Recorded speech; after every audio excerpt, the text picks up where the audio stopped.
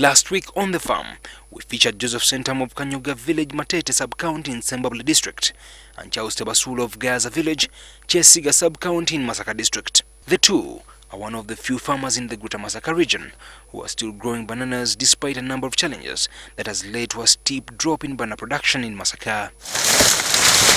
Ebitooke okufaayo ennyo ku kintu ky'oyagala kikulu nnyo.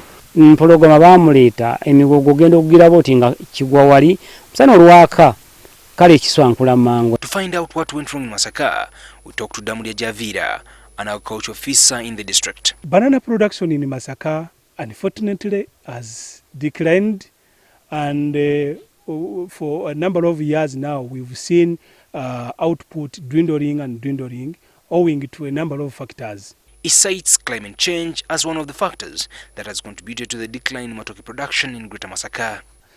We've seen climate beating us so seriously. We've not seen good weather conditions for a number of seasons.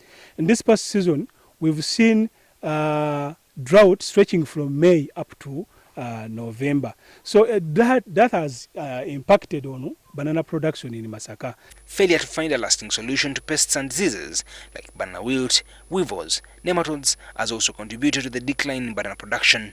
It is very common to find that a plantation is infested with weevils, and at the same time it has got nematodes, and this is the same farmer who is not putting in his best.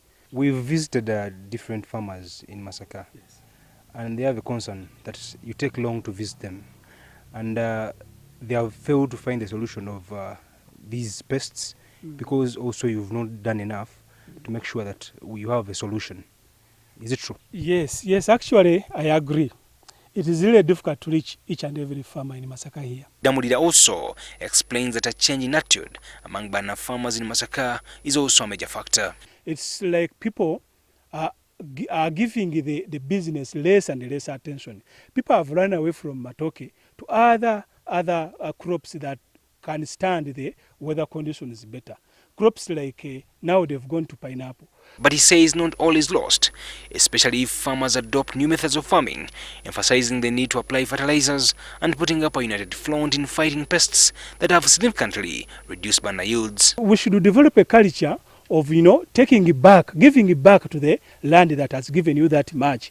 Take the manure there, take the mulching materials there, so you sustain the fertility which is there. The strategies that they put in place to fight such a disease like BBW must be it must be a communal kind of approach. The whole community must come together. They decide and even they put bylaws how to punish those who are that lazy and they can't control the disease, because the disease will spread through the bees. It will spread through grazing these browsing animals. When animals eat from here and they take to the other side, they can spread the disease. Even humans will spread the disease when you are using bad farming practices. You go to your plantation, you use one knife, you prune this banana, you go to another one, you prune, you transfer the disease from this one to the other. He advises that if Masaka is to regain its position as the leading matooke grower, farmers should follow guidelines from agriculturists for better production. These include guidelines on planting. When you go into this business of planting banana, as a business, you need to be careful and then get your information right. First of all, you look at the hole or the hole where you're going to plant. Make it deep. Make it at least 2 feet deep and at least 3 feet wide or 1 meter wide. All right, so that when you put back the material and you put back the banana you are planting, it can have enough room to enjoy that growth initially, and also you can have some water retained in there, because when you are putting back the soil after covering the banana, you leave some kind of depression. The depression will then collect some water and keep some water for the plant. Spacing is very important to fight off pests and maximize production.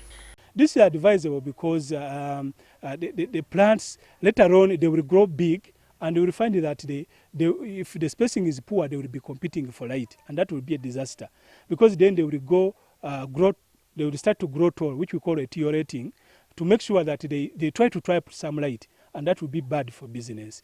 Now, when you have a good spacing, so for example, when it is 10 or more than 10 feet, because more than 10 feet we encourage it, particularly for those people who will prefer to plant other plants in there, which is not advisable. But if you want to have, say, banana and a coffee, you better make the spacing that wide or wider than that. The agriculture officer strongly believes that Masaka has the potential to supply the entire Uganda and the neighbors with bananas. There is good business for Masaka, matooke, when you go on a good scale, kind of large scale, but well maintained.